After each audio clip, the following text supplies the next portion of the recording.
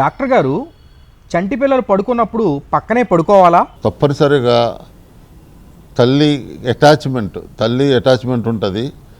తల్లి శిశువు ఒకటే బెడ్ మీద పడుకోవాలి.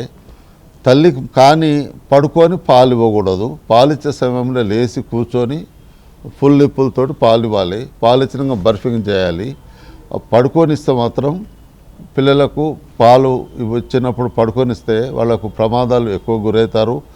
ఆ ప్రమాదాలకు ఎలాంటి ప్రమాదాలు అంటే, ఒక సైడ్ ఓపెన్ ఉంటుంది, ఒక సైడ్ క్లోజ్ ఉండి ఎయిర్ ఎక్కువ మింగుతారు.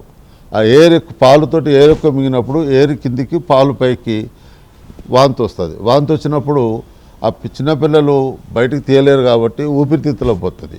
ఈ ఊపిరితిత్తులో పోవటం వల్ల యాస్పిరేషన్ తోటి సడన్ ఇన్ఫెంట్ డెత్ సిండ్రోమ్ అంటే SID అనే సడన్ ఇన్ఫెంట్ డెత్ సిండ్రోమ్.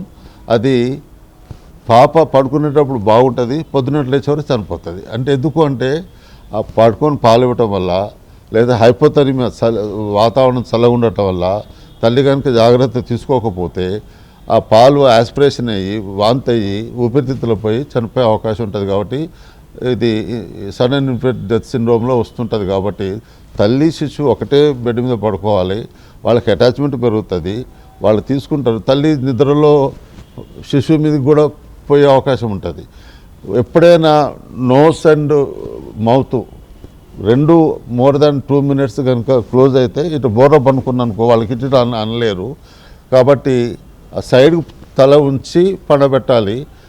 ఒకవేళ నోసు క్లోజ్ అయిందంటే సఫికేషన్ తోటి ఇన్ఫెక్ట్ చనిపోయే అవకాశం ఉంటుంది. కాబట్టి ఈ జాగ్రత్తలు తీసుకొని తల్లి శిశువు ఒకటే బెడ్ మీద పడుకోవాలి.